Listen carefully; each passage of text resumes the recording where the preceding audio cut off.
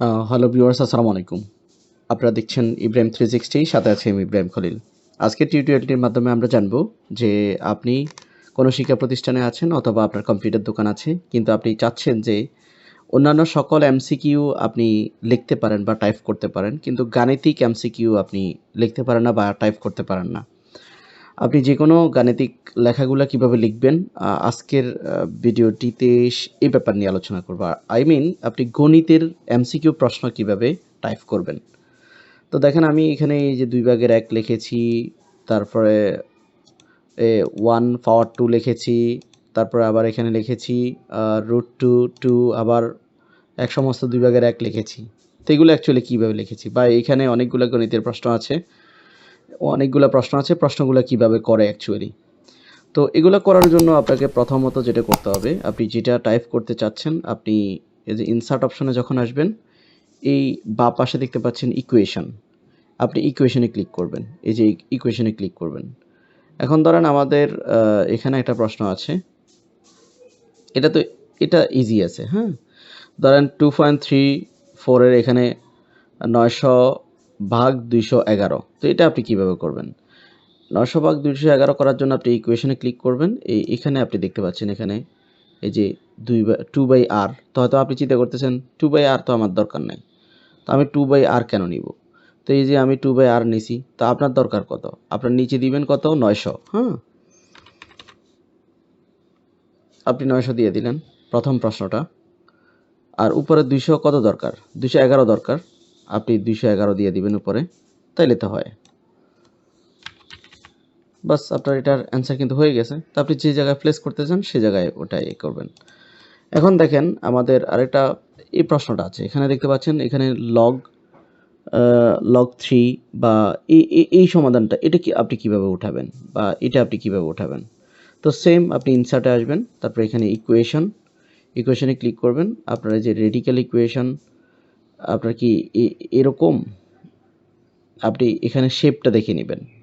আপনার যদি এই শেপে কাজ করে থাকে তাহলে এই শেপে করবেন, আর যেহেতু আপনার লগারিদমের কাজ, এখানে আপনি এই যে ফ্র্যাকশনেরগুলো এখানে দেখতে পাচ্ছেন, স্ক্রিপ্টেরগুলো এখানে দেখতে পাচ্ছেন, রেডিক এখানে বলছে রেডিক্যালস, তারপরে ইন্টিগ্রালস এখানে আছে, এখানে লার্জার ইকুয়েশনস এখানে দেয়া আছে।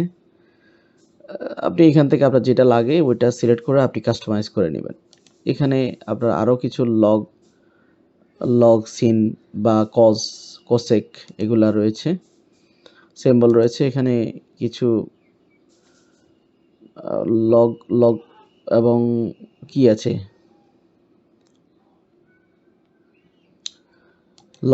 লগারিদম, সূচক লগারিদমের অঙ্কগুলো করার জন্য এখানে বিভিন্ন অপারেশন আছে। এখানে ম্যাট্রিক রয়েছে, আপনি এভাবে করতে পারেন।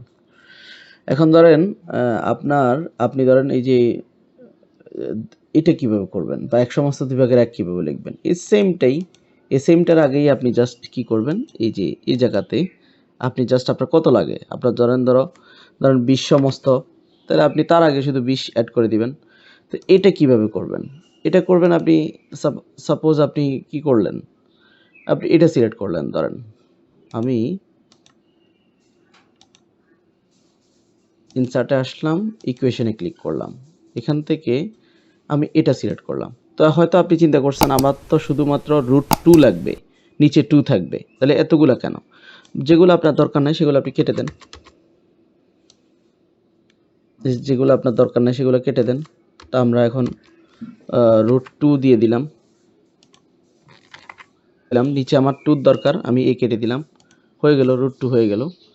এমনিভাবে আপনি যে কোনো সংখ্যাকে বা যে কোনো এমসিকিউকে আপনি টাইপ করবেন। অবশ্যই গণিতের এমসিকিউ টাইপ করার জন্য আপনার অভিজ্ঞতার প্রয়োজন। এই প্রশ্ন আপনি নতুন হইলে আপনি পারবেন না, একটু আপনাকে ট্রাই করতে হবে। এই জন্য আপনি ওয়ার্ড মেনুতে আইসা ইনসার্টে ক্লিক করবেন। এখানে আপনার প্রচুর ইকুয়েশন আছে।